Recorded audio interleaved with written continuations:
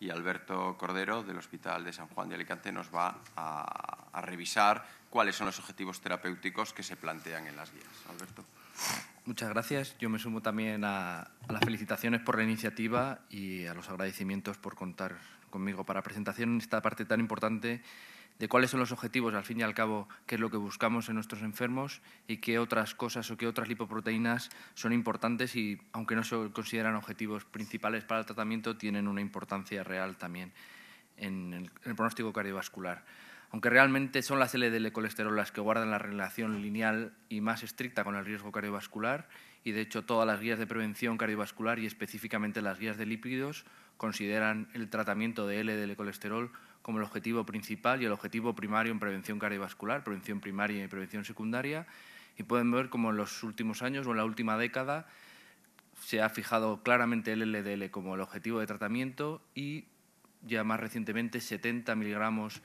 por decilitro de LDL colesterol como el objetivo claro para el tratamiento de los pacientes de muy alto riesgo o los pacientes con enfermedad cardiovascular establecida. Concretamente, en función del riesgo cardiovascular, que ya se ha expuesto previamente, el objetivo de control para los pacientes de muy alto riesgo es conseguir un LDL colesterol por debajo de 70 miligramos decilitro o una reducción al menos del 50% de los valores basales, es decir, los valores que presentan los pacientes en el momento de debutar la enfermedad cardiovascular. Para los pacientes de alto riesgo cardiovascular, el objetivo son 100 miligramos decilitro y para los pacientes con riesgo moderado, 115 miligramos decilitro. Además, las guías, en un viraje o en una innovación importante, consideran de forma muy importante cuál es el riesgo cardiovascular del enfermo, no marcan simplemente un objetivo al que hay que llegar, sino específicamente un objetivo concreto en función del riesgo cardiovascular, y hacen esta tabla, que es, recordarán, por ejemplo, que es una tabla clásica en las guías de hipertensión arterial, en vez de los valores de presión arterial, en función de los valores de LDL colesterol que tiene el enfermo y su riesgo cardiovascular, cuál es el objetivo que queremos conseguir y cuál es el tratamiento que tenemos que poner en marcha, siendo mucho más proactivo en las recomendaciones ya del año 2011 de la Sociedad Europea de Cardiología. Respecto a otras lipoproteínas, se consideran objetivos secundarios, incluso se consideran secundarios su medición rutinaria en todos los enfermos. Colesterol no HDL probablemente es la forma o la otra lipoproteína o la otra forma de valorar el perfil lipídico que tiene más evidencia junto a las ApoB. Pueden ver que realmente la recomendación de colesterol no HDL es muy sencillo porque son 30 miligramos más que el objetivo de L de colesterol, por tanto son por debajo de 100 miligramos decilitro en los pacientes de muy alto riesgo, por debajo de 130 los de riesgo alto o por debajo de 160 los de riesgo moderado. Para la lipoproteína, la ApoB, la determinación, no se recomienda de forma rutinaria. En caso de que se determine, el objetivo de tratamiento sería conseguir por debajo de 80 miligramos de decilitro en los pacientes de muy alto riesgo o por debajo de 100 en los de riesgo alto. Y aquí acaban las recomendaciones realmente sólidas, que están basadas en una evidencia importante. La lipoproteína se recomienda solo la medición en los pacientes o en las familias con alto riesgo cardiovascular y enfermedad prematura coronaria, y se recomienda un objetivo por debajo de 50 solo en los pacientes de muy alto riesgo y no hay recomendaciones para el resto de categorías, al igual que el control de HDL o de los triglicéridos, que aunque existe mucha evidencia de su implicación probablemente más en la prevención primaria de enfermedad cardiovascular, no queda claramente establecido como un objetivo primario del tratamiento y se propone mantener por encima de 40 miligramos de decilitro los niveles de HDL colesterol y por debajo de 150 los triglicéridos.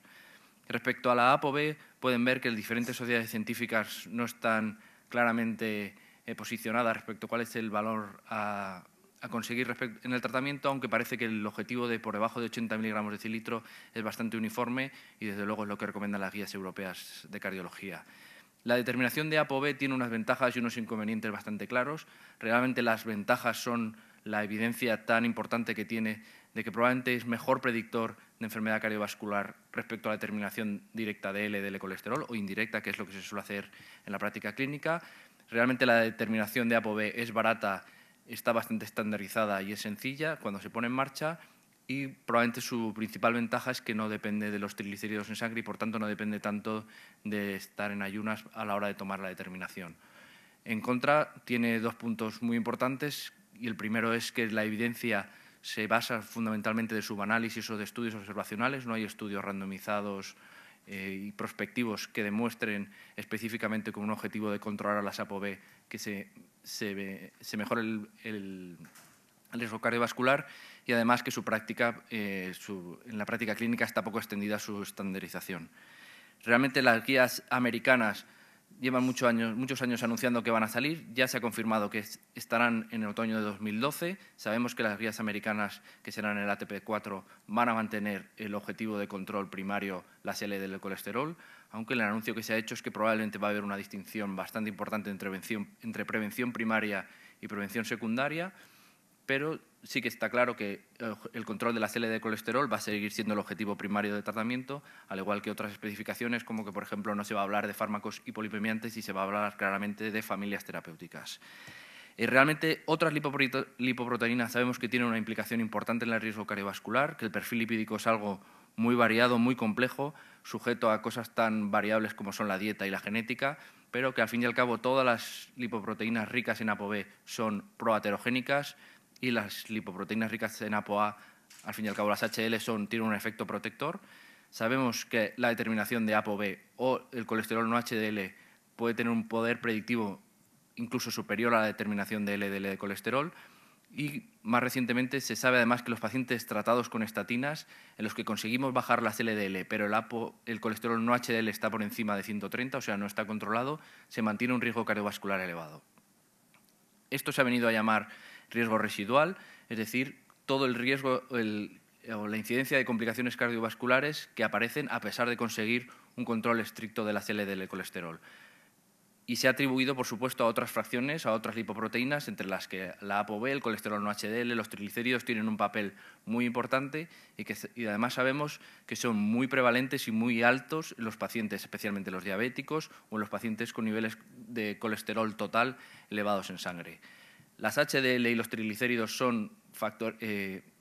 objetivos secundarios de tratamiento. HDL colesterol tiene una evidencia más importante como un factor de riesgo independiente, especialmente en los pacientes diabéticos, pero tiene un carácter de factor de riesgo independiente y sabemos que esto se justifica fundamentalmente porque las HDL modifican mucho las características de las placas de ateroma y las hacen más inestables y más proclives a presentar complicaciones cardiovasculares. Además, sabemos que HDL bajo es muy frecuente en los enfermos coronarios e incluso en algunas series han demostrado que el HDL bajo, por debajo de 40 miligramos, es el principal factor asociado a la presencia de síndrome coronario agudo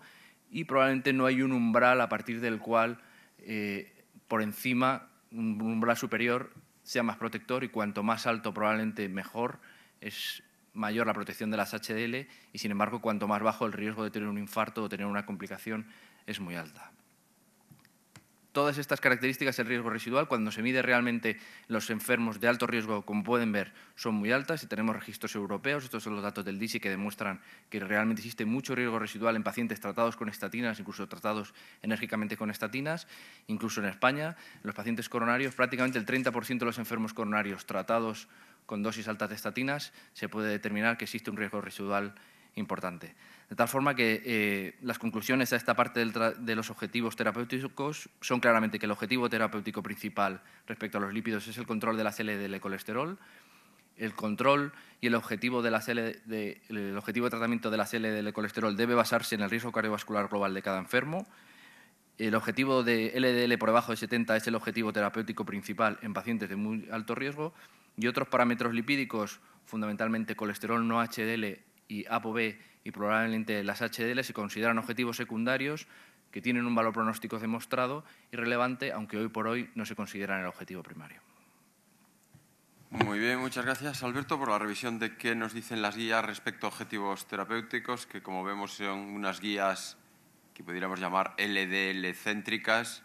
y han establecido un objetivo de menos de 70 en un amplio grupo de pacientes, probablemente en todos los pacientes que vemos los cardiólogos, casi por supuesto, y muchos más pacientes diabéticos, pacientes con deterioro ligero de la función renal, LDL menor de 70 por el impacto que el LDL tiene y los estudios que han demostrado ese beneficio de reducción del LDL, aunque plantean cuestiones sobre otros parámetros, como tú has dicho, del colesterol no HDL, la importancia que podría tener el control del colesterol no HDL, si ha fracasado el HDL como objetivo terapéutico Y también, yo creo, y esto es reciente, de datos del Euroaspire 3, de que en España aún no logramos, incluso ni en el ámbito de la cardiología, quizás solo un 30% de nuestros pacientes alcance LDL menor de 70, queda mucho por hacer, y en el Euroaspire además se ve que España no está al nivel de los países europeos de su entorno en cuanto a objetivo lipídico y a control lipídico se refiere, pero eso podemos utilizarlo luego para el debate. Gracias.